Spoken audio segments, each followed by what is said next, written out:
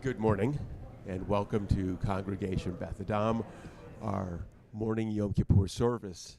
I'm delighted that you're joining me and one another, both online and people in our sanctuary, for this service. Now, you can be watching our service and participating in three different places. You could be on our bethadam.org website. You could be on our Facebook pages. We have two. We have the Beth Adam Facebook page and Our Jewish Community, which is our online initiative. So wherever you are, you can leave a message. You can let us know where you're participating from. You can be welcoming. You can be inclusive. That's the hope of your chatting. Now, no, some people don't like the chatting, particularly if you're on bethadam.org. That tends to be the place where people chat the most. You can click on the bottom right-hand corner typically, and there's a way to make the screen or the image, the video, fully large, and you won't see the chat at all. You cannot sign into the chat if you don't want to, and then you wouldn't participate. You wouldn't have to see it either. Again, if you have questions, best to ask a question and direct them to either Jody Rosen, who's our office manager, or Melissa Weiss, who's our executive director. They can answer questions about services. They can answer questions about times, Zoom links, and things like that. So direct your questions towards them. The technology, I think we have pretty well under control. Sound, if you can't hear, it's going to be on your side. So you need to turn up your speakers. If it's stuttering a little bit, you might want to lower the rate at which you're getting our video. We broadcast on high definition. You can lower that if that's a problem. You can share that what we're doing online. If you watched last night or you're watching this morning, let people know that you came to bethadam.org, that you found this community meaningful. You can repost if you're on Facebook. You can share. That would be great. Let more people know about us. You could make a post and say, I really enjoyed this. Take a listen. That really always helps us because we've grown this organization, this congregation, organically, people sharing with one another what we're doing. If you enjoy what we're doing and you're able to, please feel free to make a donation. You go to bethadam.org, and there is up in the right-hand corner a place for contributions. If you have specific questions about that, don't know how to do it, contact Melissa Weiss or Jody. One of the two of them can direct you in that. So I'm delighted you're here. Our service begins at 10:30, so stand by, and we'll start the service in a few more minutes. Glad you're with us.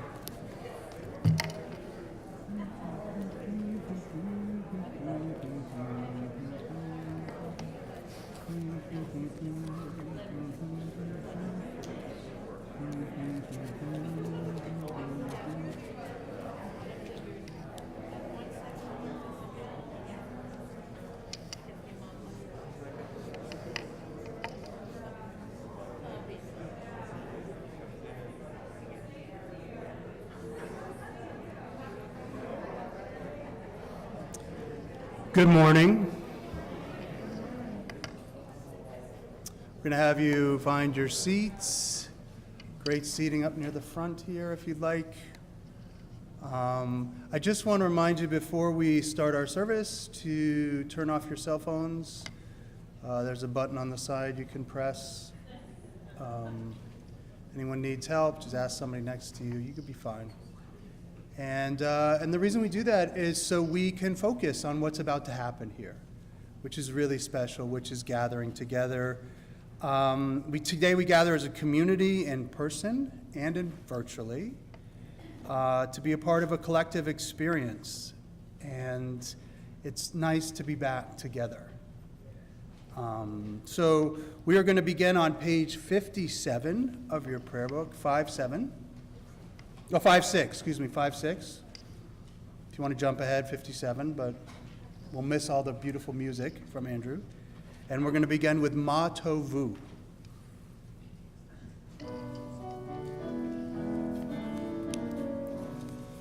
Ma tovu halecha Yaakov, mishkenoteha Yisrael. Ma tovu halecha Yaakov, mishkenoteha Yisrael. La la la la la la la la la la la la la la la la. La la la la la la la la la la la la la la la la la. Ma tovu ohalecha Yaakov, mishkenotecha Yisrael. La la la la la la la la la la la la la la la la. Each morning we are confronted with the most common and most profound of miracles. We awaken with a fresh quota of time. 24 hours is always our allotment. No one can take time away from us, and no one receives any more or less. Time cannot be bought. Our awakening should become a personal contract. It is a time for projects, resolutions, for the birth of action. Yet, there are many of us who are always waiting to live.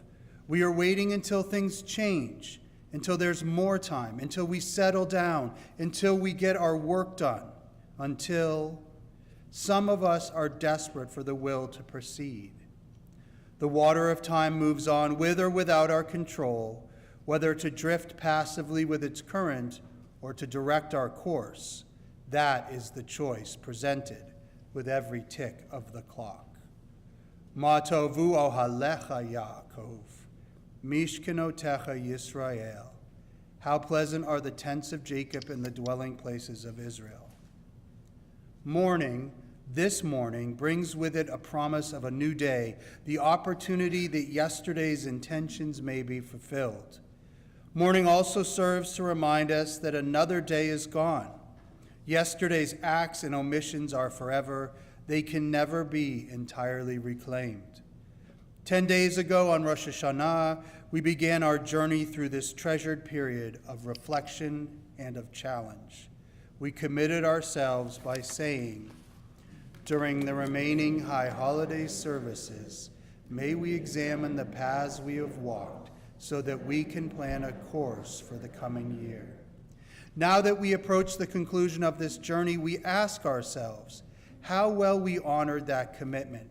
Have we engaged in a searching self-examination, or as those words passed from our lips on Rosh Hashanah, did they also pass from our minds?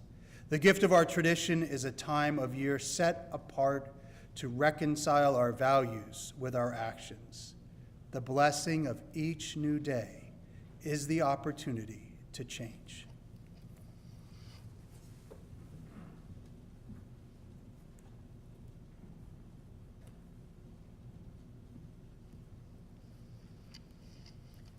Like a blank page staring out at us, Yom Kippur urges us to fill the space. We record our deeds of the past year. We remember with honesty our joys and sorrows, our victories and defeats, our glories and our shame. It is only through remembrance, uncolored by protective fantasy, unshaded by what we wish had taken place, that we can assess the truths of our existence. It is through memory, allowing ourselves to feel the pain and the pleasure of the past, that we can chart a course for the future. We use this moment to fill our blank page with honest reflection, with solemn introspection.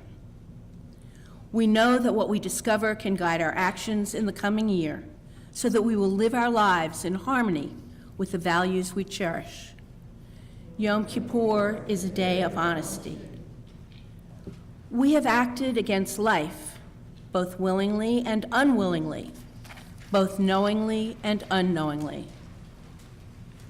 We have acted against life when we block our ears to the cries of the hungry. We've denied the best within us when we allow our comfort to insulate us from the plight of the dispossessed. We have acted against life when we silence our tongues in the presence of wrongdoing. We've denied the best within us when we give in to the excuse that our loss is insignificant. We are sorry for our actions.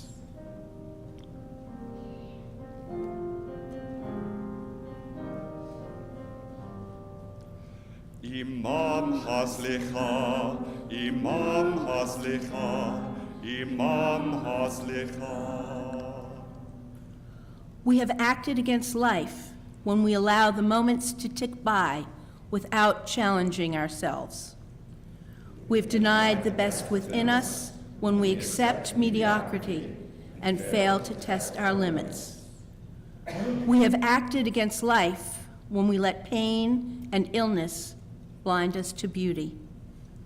We've denied the best within us when we have enjoyed the seduction of self-pity. We are sorry for our actions. Imam Haslicha, Imam Haslicha, Imam Haslicha. We have acted against life when we succumb to the intoxication of ambition at the expense of our family. We've denied the best within us when we are too busy to spend time with those we love.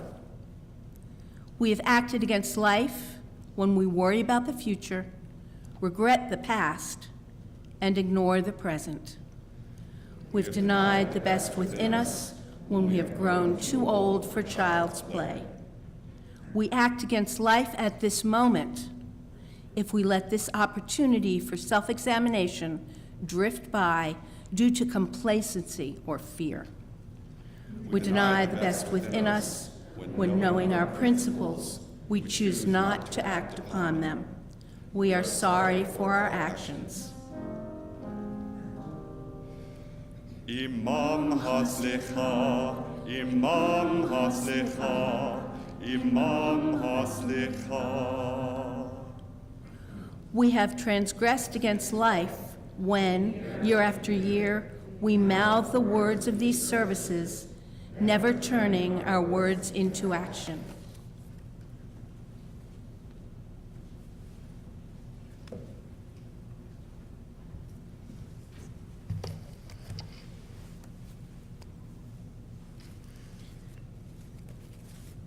On Yom Kippur, we recall not only what has been, but we imagine what might be. We hold before our eyes a vision of a better self, a more perfect world.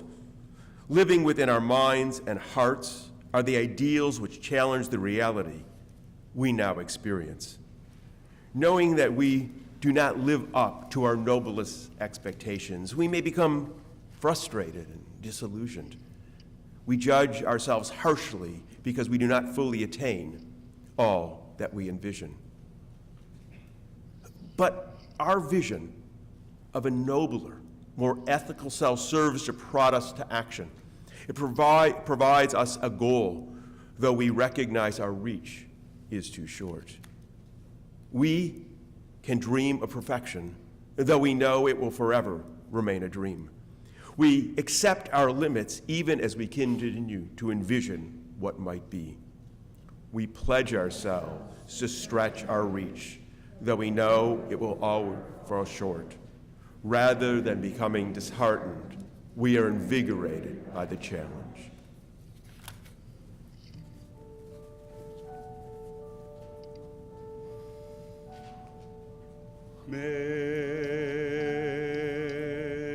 May the visions of our dreams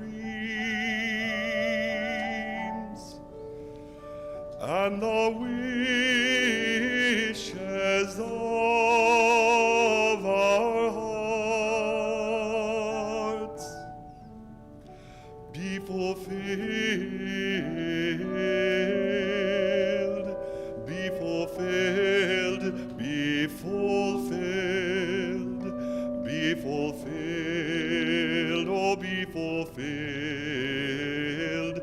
be fulfilled.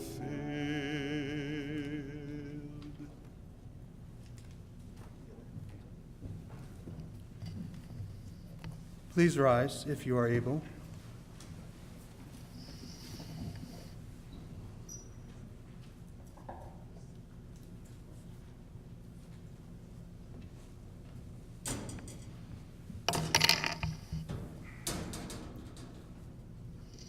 Please be seated. You want to read this first? If you want to. Okay.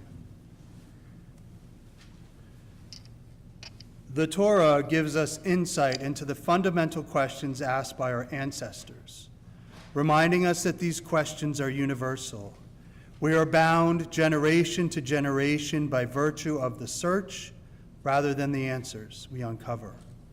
Each generation is challenged to find its own meaning, its own purpose.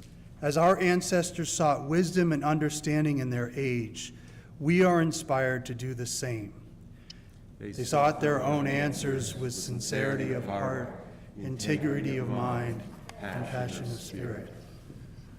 The Torah brings us closer to the events of the distant past, making us aware of the diverse and complex history of our people.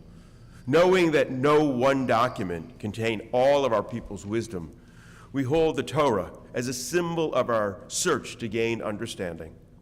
The Torah is more than the words written upon the scroll.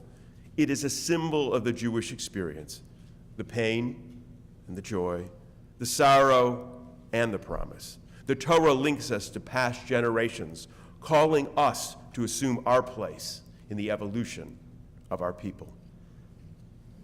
We seek our own answers with sincerity of heart, integrity of mind, passion of spirit. We embrace the Torah with pride and awe, recognizing the responsibility we now carry. We embrace the Torah with respect for our past and commitment to the future. May we gain insight from its words and from all sources of wisdom.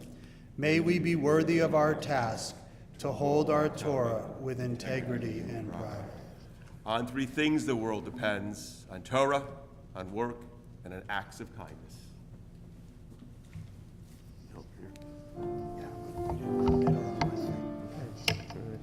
Al shlosha devarim, al shlosha devarim, al shlosha devarim, ha'olam omed.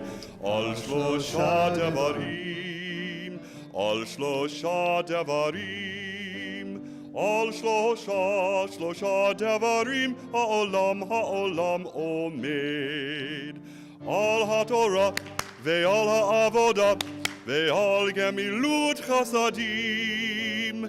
Al haTorah ve'al ha'avodah ve'al gemilut chasadim.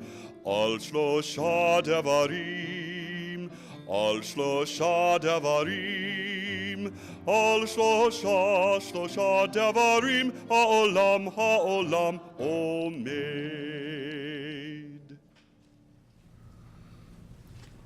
So, I've been thinking a lot about how we can engage with the stories of the Torah, one of which I'm about to read. It helps me to see them as parables or myths in whose words we can find examples of teachings, some we can accept and some we can reject, but at its core, it is the curiosity we feel that is important. We need to make it accessible and open to criticism and maybe a bit entertaining. We have a lot to choose from, right? We have, especially in the first book of Genesis, pathos, drama, humor, and some really good mysteries, especially the portion we look at today where Lot's wife mysteriously turns to a pillar of salt. So why do we read this Torah? Do you know it started in the ancient temple and it was a dramatic reading attended by the people of the city. Good readers made good drama. And it made me wonder what it would look like in our modern day media. So, today I present Law and Order, Torah Unit, Episode 12, A Salty Wife, Difficult Life. Dun dun dun dun dun dun dun. In the ancient Israelite criminal justice system, the people are represented by two separate yet equally important groups: the tribal police, who investigate crime, and the tribal leaders who prosecute the offenders. These are their stories. Bum bum bum. Plains of Zohar, 10:22 a.m. Bum. Scene opens with the late, great Jerry Orbach playing Detective Lenny Brisket Briscoe, and another random officer in armor walking to a distraught Lot, being examined by a doctor in the back of a wagon. In the distance, fire and smoke billow. Orbach says to partner, "Okay, it looks like husband, 2 daughters, pretty distraught. Burned out city, strange but not unheard of, seen before. Woman believed to be wife, turned into pillar of salt. That's a new one." They approach Lot, who looks up. Doctor says he's doing okay, BP's normal. Nothing a few leeches won't cure. Orbach turns to Lot. "So, Mr. Lot, can you give us a little background?" Lot responds, "Well, you see, I was headed quickly away from Burning City over there to Safety of Cave over here. My daughters and I had a good lead, and my wife, Edith, was moving a little bit slower, but she always likes to look at the desert flowers, so we figured she was right behind us. When I got to the caves over there, I saw she wasn't with us. I asked the kids. They said, 'We're not our mother's keeper.' I looked back and I saw this," pointing to the pillar. "Looks a lot like my wife, so here we are." "Okay, Mr. Lot, let me read this transcript back to you.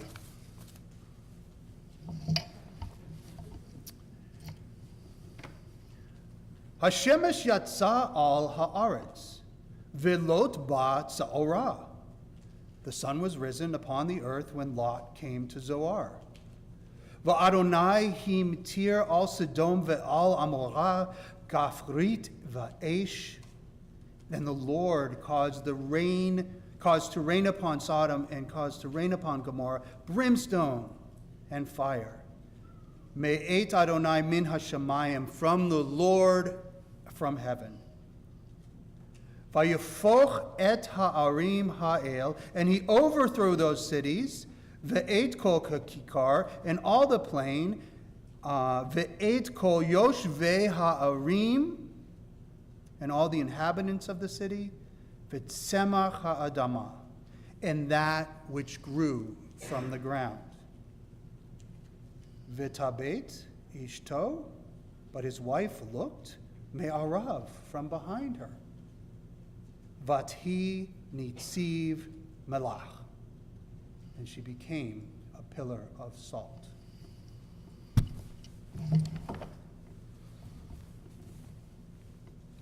Lot responds, yeah, that's what happened. Okay, can you think of any reason, Mr. Lot, for the whole salt pillar thing? Had she ever done this before, maybe? Maybe she has an electrolyte imbalance. No, I really don't know. Wait. Now I remember. God told us not to look back at the exploding city. Yes, don't look back, or, well, God didn't really say, but I'm sure it was bad. He has a history of that. Just looking back, says Jerry, seems a little bit extreme. That's God's thing, said Lot. The episode concludes with a forensic team examining the pillar and a DNA match. And then the tribal leaders let Lot off. Nobody. Who wants to prosecute God anyways? And the scene ends, dun dun dun, created by Dick Wolf, right? So the truth is, this story is not unlike the mystery of Law and Order Crime Show. But in the Torah, we don't get tied up in a nice bow ending, and it just goes to the next story without any closure and more questions than answer. The story of Lot's wife, Edith, is an unsolved experience, and it causes many questions for us. Why was she punished? We've all rubbernecked on 75 when we see an accident. Why was she punished? Why did she not listen to God? God was very specific. 3 times God said, do not turn around. And what kind of God punishes so severely? A natural response to seeing a city that still has one's relatives and friends in it, where you were born, burst into flames and brimstone. And what is brimstone? And maybe what did Lot's family pack for such a journey, and why the pillar of salt, a punishment never seen before and never seen again? So we as moderns, as 21st century investigators, look at the text with curiosity and come up with our own theories. At Torah study at 1 p.m. today. There we'll learn together and create our answers, for the Torah is a tree of life to those who hold fast to it, and all of its supporters are happy. That's a promise right here in our prayer book.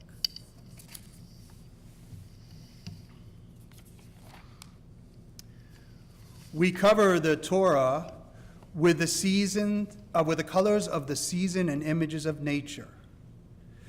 Roots in the past and branches stretching forward to tomorrow, we adorn our scroll. May the work of our hands be woven into the tapestry of time.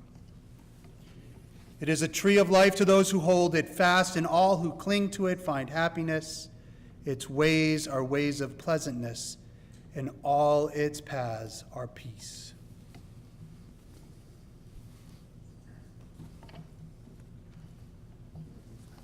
Are you singing? Why don't you hold that a second?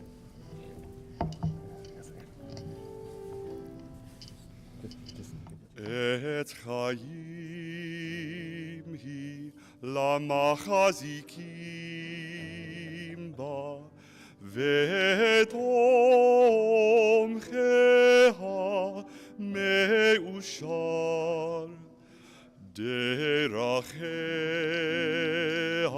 דרכי נועם, וכל נתיבותיה שלום. עץ חיים היא למחזיקים בה, ותומכיה מאושר.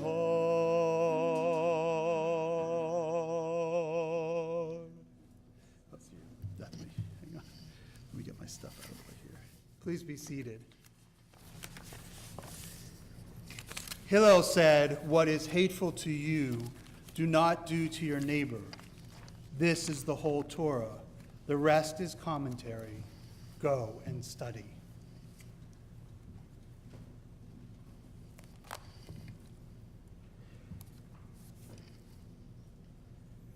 Our Torah portion this year, as we heard Rabbi Burstein, is the story of Sodom and Gomorrah. We read part of it last week. We read more of it today. We had a midrash about it last night.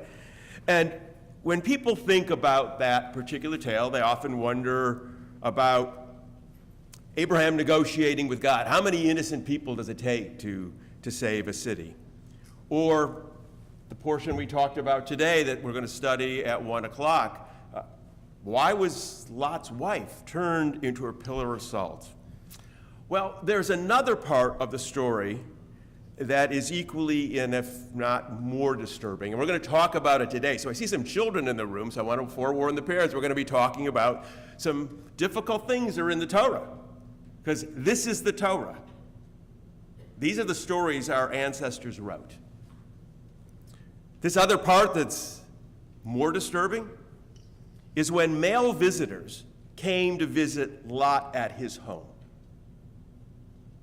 And the townsmen then came and surrounded the home.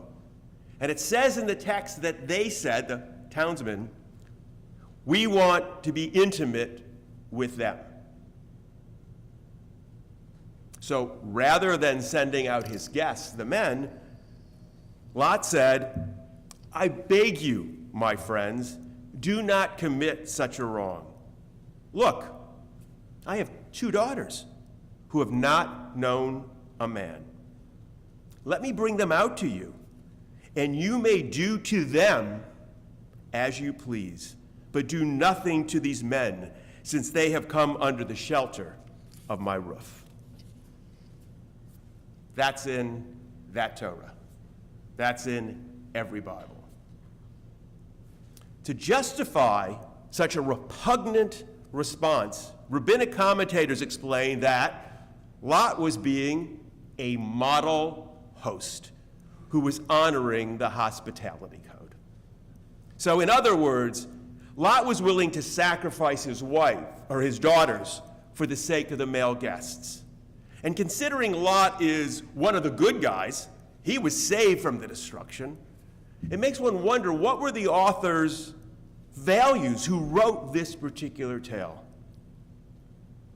But in reality, it wasn't just the authors of this story that we need to wonder about. For I would argue they were reflecting the misogyny of their age. And regrettably, the mistreatment of women found in this particular story of Sodom and Gomorrah is found throughout the entire Bible. Women were second-class citizens or worse in that world. And regrettably, this ancient view did not remain part of the past. Rather than being rejected as a terrible legacy, a stain that should have been eradicated, the second-class status of women continued and continues throughout history. This overt and blatant sexism has formed the foundation of how women have been mistreated in Western culture and Western civilization through the centuries. The fight for women's rights have been hard fought, a struggle that we don't have time to examine yet today fully. Suffice it to say that women's rights have been a long time in coming, the efforts were hard fought, and even though progress has been made, there are still struggles. In other parts of the world and here in the States, there's still inequities in pay and in opportunities. And this year, we witnessed a severe blow to women's rights when the Supreme Court reversed 50 years of American history with the Dobbs decision. This decision marks the first time in history that the Supreme Court has taken away a fundamental right. It took from women their right to bodily autonomy. The line from Sodom and Gomorrah, where a father was willing to allow his daughters to be victimized for the sake of the men, to the Supreme Court denying a woman's control over her own body from the moment a sperm is implanted in an egg, it's inevitable. The reasoning in both are the same. Women have less rights than men. They have less rights than a zygote or a fetus. The message is clear from biblical times to the present. Women come second. It's been centuries between the writing of the biblical legend of Sodom and Gomorrah and the recent Supreme Court decision but that reasoning is the same. Control over women of their bodies is determined not by the women themselves, but by those in power. The implications of the Supreme Court ruling and how it gives states rights to impose cruel and devastating restrictions that women are now in jeopardy are overwhelming. And it's not fully understand the implications of this ruling. We've already seen in Ohio a 10-year-old who was raped who had to leave to get an abortion. There are now other cases that are being discovered that other girls are forced to do the same thing. There are now pharmacies that are denying women certain medications for diseases like arthritis because those medications could be used to induce an abortion, and they want to make sure that's not how it's being used. There's discussions now taking place among physicians about treatment options for pregnant women who have cancer or have an ectopic pregnancy for fear that the treatment could, quote, harm the fetus, resulting in abortion. The Supreme Court ruling meant that from the moment an egg is fertilized by the sperm, that potential life is equal to and in conflict with the needs of the woman. Justice Brett Kavanaugh acknowledged that when he said in his opinion, the problem is you can't accommodate both interests, meaning that of the woman and that of the fetus. And he said, you have to pick. Now, it doesn't take a legal scholar, a political pundit, or a religious scholar to know, based upon the treatment of women throughout history, that women's rights and their interests will be ignored, while from the moment of conception, the fertilized egg will be deferred to. The Supreme Court ruling and the resulting personhood bills, which claims that a fetus has the same rights as any person, places the woman who is pregnant in a complex and at times adversarial relationship with the fetus. And if this goes unchecked, we are only seeing the beginning of the problems that it will cause. And while the Dobbs ruling has had devastating consequences for women, Justice Clarence Thomas, in his support of the decision, suggested that other established rights be re-examined. The right of same-sex couples to marry, the right to contraception for anyone, including married couples. And there is reason to assume that his desire to re-examine these rights is that he hopes that they're reversed. For what other reason would there be to re-examine them? And for those who claim reversing those rights is impossible, I would suggest you only look at what happened to Roe. It was reversed, supported by several of the judges who in their confirmation hearings claimed that they would not reverse established law. But they did. The forces that want to turn back the clock are strong and well-financed, and they are on the march. This Supreme Court ruling was more than about abortion rights. This Supreme Court ruling was a religious doctrine in the guise of law. It was inspired by and in concert with the push that we are seeing in America to erode the separation of church and state, a fundamental principle on which our nation was founded. The Supreme Court ruling used a particular religious definition of when life begins. Other religions, including Judaism, do not claim that life begins at conception. But that's beside the point. No religious definition of when life begins should be the basis for the law. For the question of when life begins is a multifaceted one, which can be understood in different perspectives. But ultimately, we must remember that the question of when life begins really is about when is the entity granted the same legal rights as an adult human being? Or as it seems, granting the fetus more rights than the woman herself. Understand that there are those whose agenda is to impose their religious values upon our nation.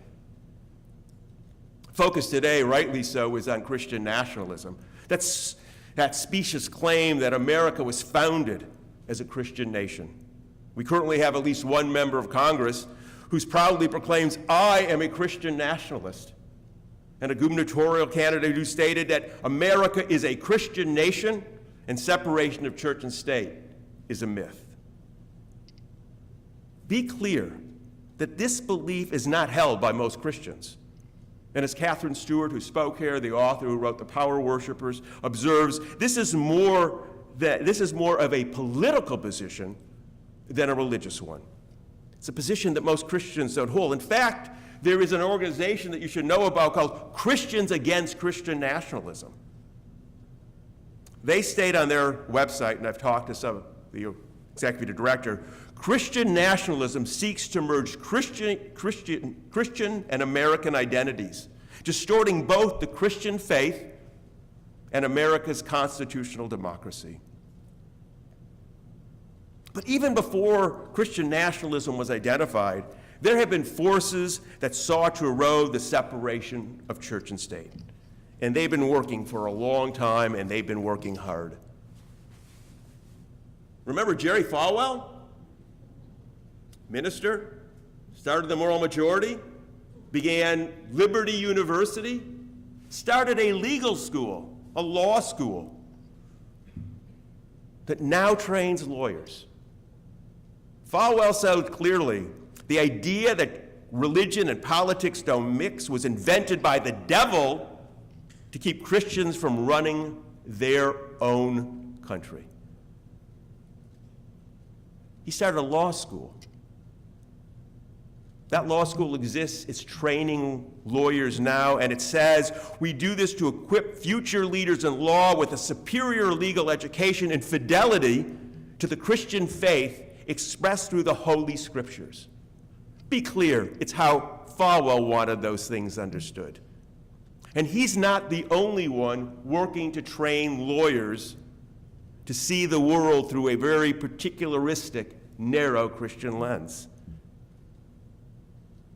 There is the Blackstone Legal Fellowship. It's a summer program to show students how God can use them as judges, law professors, and practicing attorneys to help keep the door open for the spread of the Gospels in America.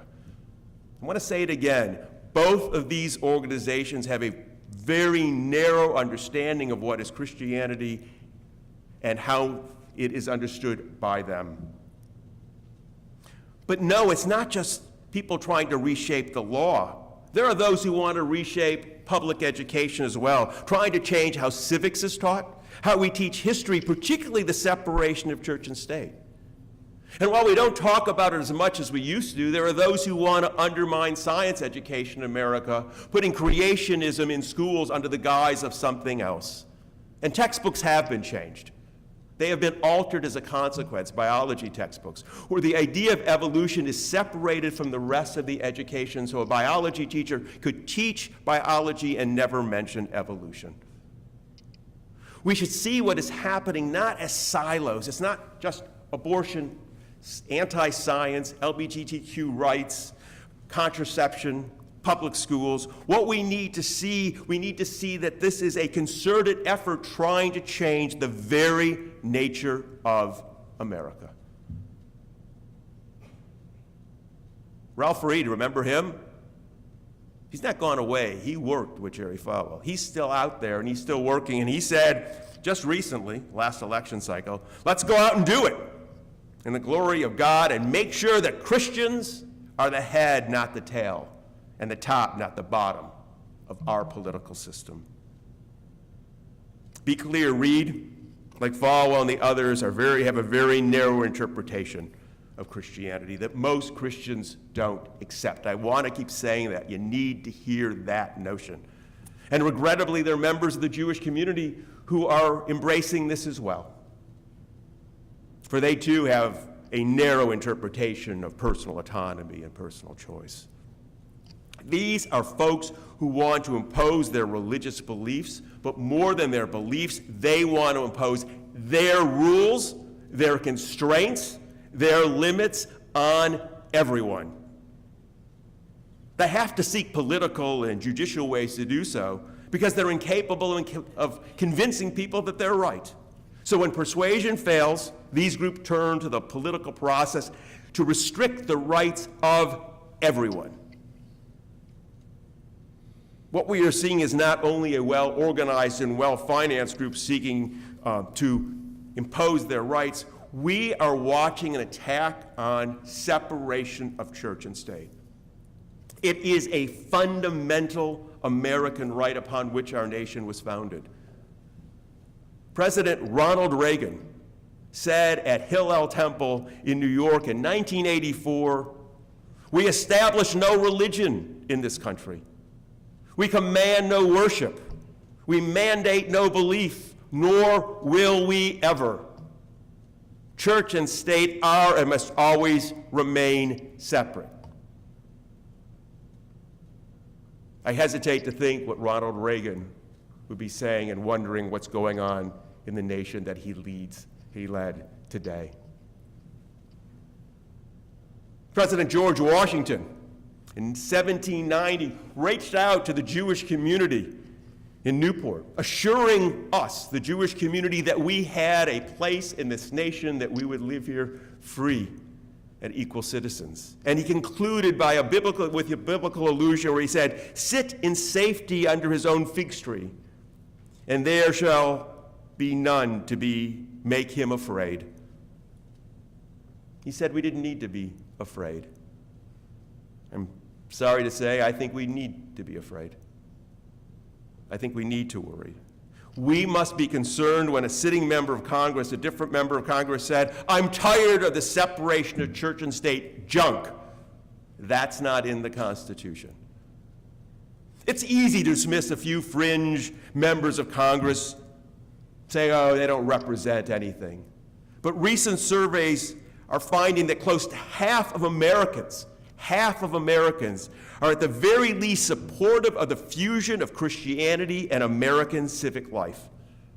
There are Americans who believe that Christianity should influence our public policies and national identities. As Michael Flynn, former general, said, "If we're going to have one nation under God, we must have one religion." One nation under God, he said, and one religion under God. What Flynn and the others are doing is not just attacking separation of church and state, they're attacking America and what it is and what it stands for. America was the first secular nation in the history of the world. It began not with a pledge to a monarch who was appointed by God, not to fidelity to a divine being. We built our nation on we the people. People, not God, not a monarch, not a self-appointed prophet, but on people. And when the separation of church and state is challenged, the right of people to make their own decisions, independent of religious intrusion, is being challenged. The Jewish community, like all religious minorities and those who hold no religious affiliation, should not only be appalled, we should be on the front lines defending separation of church and state and what it means to have a democracy. When religious autocrats try to impose their rules, they're in direct conflict with democracy of the people.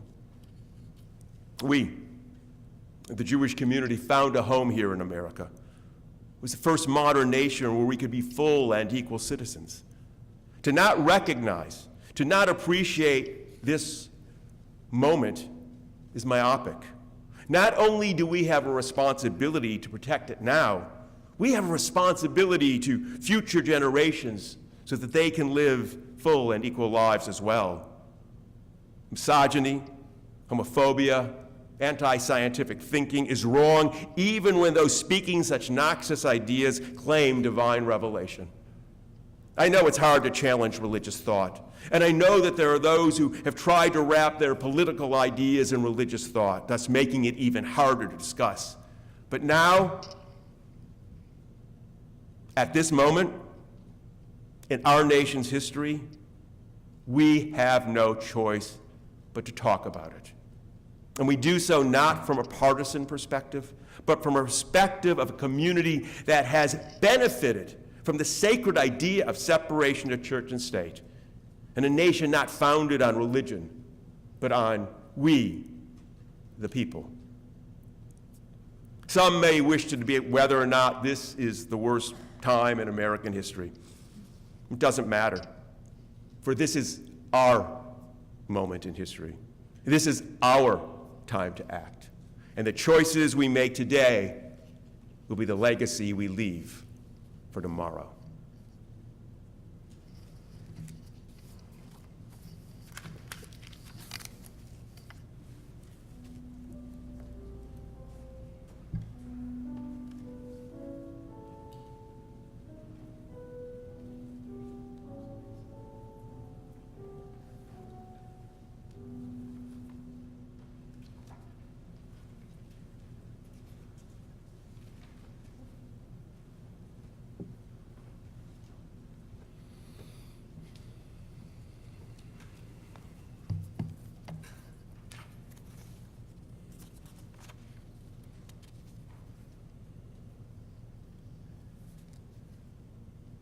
We continue on page 63.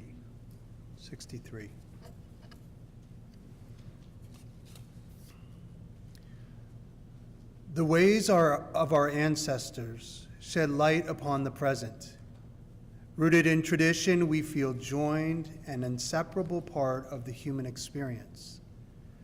But unchallenged conventions can also lead us into the shadows of dogma, occupying us with distant memories, while the present goes unnoticed and the future sits bound and blindfolded. We cannot stay immersed in our past without losing our way. In each generation, our survival depends on the creative gifts of sensitive children who know they will someday be ancestors. Unshackled and with eyes open to all possibilities, we accept the challenges to create our own future. We must find our own way. The chain still remains unbroken. It still remains.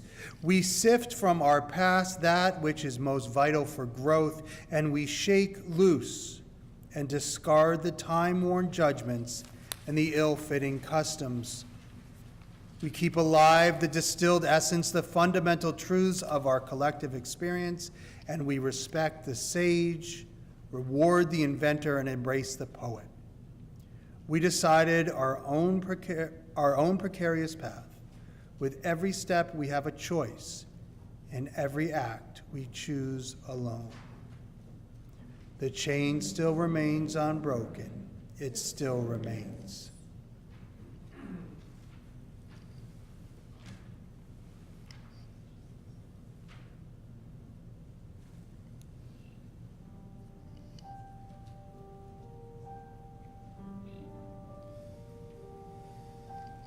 Orlo nutka shasheret, onim shechet shasheret, orlo nutka shasheret.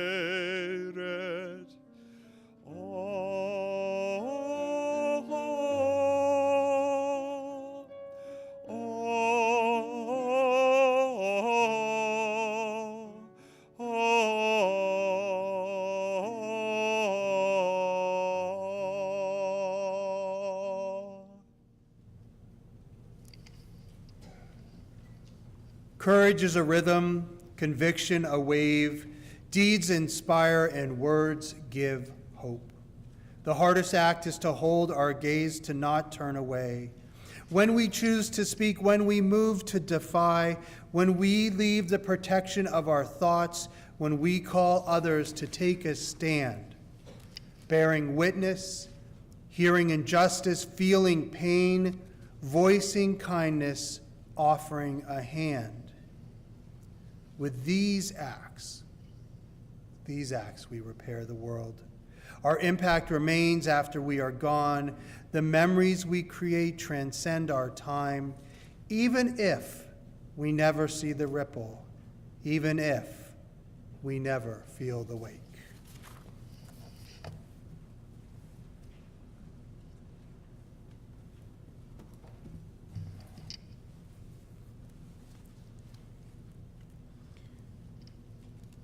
Yom Kippur is a day of personal memories. We remember ourselves as we once were. We push our way into the corners of our minds to uncover our youth. We allow ourselves to feel again the thrill of childhood delight, the excitement of discovery, the sense that we can conquer the world. Prodded by our intellect, we allow the sharpness of memories to flood our beings. We again feel the pain of adolescence, the uncertainties, the awkwardness, our struggle to emerge. We recall the excitement of first love, secret shared between friends, taking pleasure in intellectual awakening. We remember the yesterdays of our adulthood with its disappointments, our disillusions, some moments of despair. Comforted by the presence of others, we allow the pain of our imperfections, our failures, our lost visions and wasted dreams to fill our souls. We remember, too, the moments of triumph, of warm companionship, of love and laughter. We have enjoyed the sense of community, the closeness of sharing, the satisfaction of a job well done. With our friends and our loved ones, we allow ourselves to feel again the happiness we have known. We remember those who worked and struggled so that we would have the comforts of home. They shared their warmth and their laughter, and we knew the meaning of joy. We can still hear the familiar posture, hear the distinctive voice. We have known the uniqueness of one singular life. We recreate moments lost in time. We share in the feeling of loss. We miss the breath of their presence. We resolve today to cherish, preserve, and build upon those memories that strengthen our lives. And now, for those who are able, I ask you please to rise.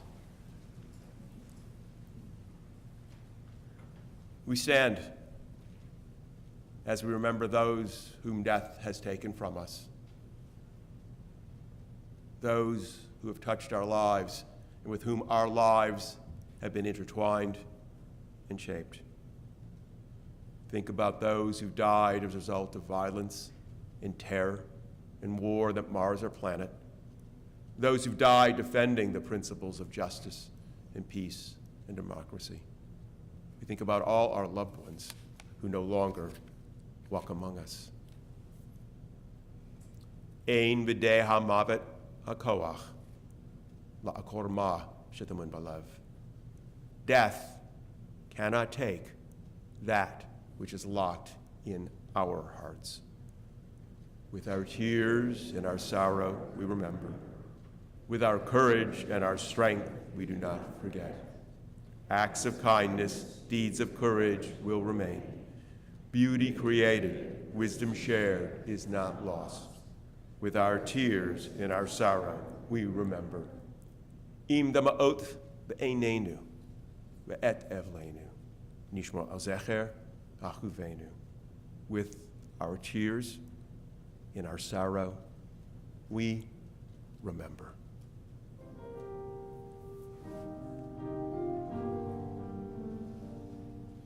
May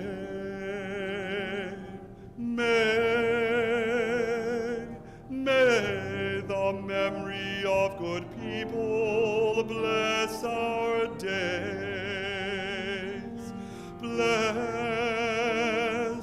Bless our days, bless our days. Zecher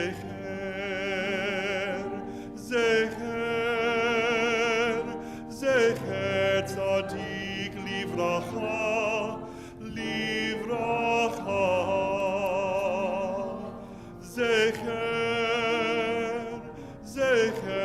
וצדיק לברכה.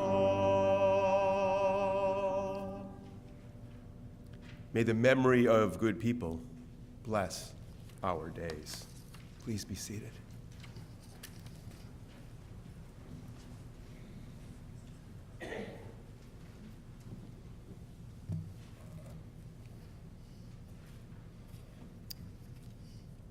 How easy it is to lose our way, to forget our purpose, to ignore that which we value most. Bumped and prodded by the demands of daily living, we often sacrifice what is dearest. During this hour of self-reflection, we challenge ourselves to recapture our sense of perspective. We strive to see ourselves with eyes unhampered by the urgency of daily life as we struggle to regain our balance. Buffeted by questions, hoping to awaken ourselves to those values we cherish, we know our task is not easy. We accept that as we move from the luxury of this hour to the pressures of tomorrow, we will falter in our step, act in ways we are likely to regret. We will not achieve perfection, but neither will we acquiesce to our failings. We pledge to ourselves that we will face the dilemmas of tomorrow, dignity and integrity. We will be honest with ourselves, acknowledging when we have fallen short, so that we do not mistake mediocrity for success. We will remember what we value, so we do not extol the unimportant as the ultimate that can be achieved. Following our final blessing, we welcome you to stay with us for Torah study at 1 o'clock, where we will study about Lot's wife and other aspects of the portion. I want to take a moment to thank Rabbi Barr for leading the service and inspiring me with a wonderful sermon that really talks about how we need to own our own text and own our own tradition and the power of that. I want to thank Scott Booza and Andrew Herbert for beautiful music. And the people you don't see behind the scenes, Larry Appelblatt and Joey Taylor, who are downstairs making this all happen, and Jody Rosen and Melissa Weiss, who are the powerhouse behind what we perform and what we do here. And I also want to thank Skip McFarland, our police officer, who is keeping us safe and who has many hard opinions. If you'd like to share them with you, that would be great, and I'm sure he's very interested in your sermon. Just to thank you for coming and being part of this morning with us, and invite you to spend the rest of the day with us if you like. 1 o'clock Torah study, 3:30 online, or is it 3 o'clock? 3:30 online memorial service, 4:30 in-person memorial service, in which we will light candles to honor those in our lives who are no longer with us, and to enjoy the beautiful day, and come and walk in our woods and enjoy the time and be here with us. What's that? Oh yes, please rise. I was just so excited about the experience.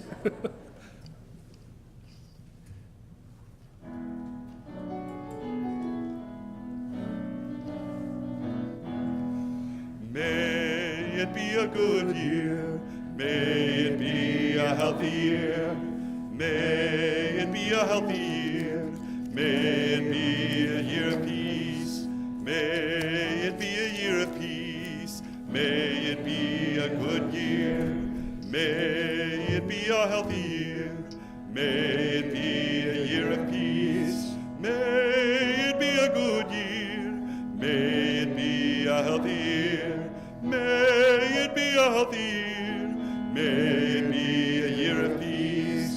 May we have the strength. May we have the strength to make it so. To make it so. Shana tova lechol bnei Israel ulechol bnei Enosh. Shana tova בני ישראל ולכל בני אנוש. Thank you. Please be seated, and you may. Oh. We don't have to be seated. If you'd like to stand up, get up. You're welcome to stay, sit down, or you can go. That's always like a weird moment. Beautiful.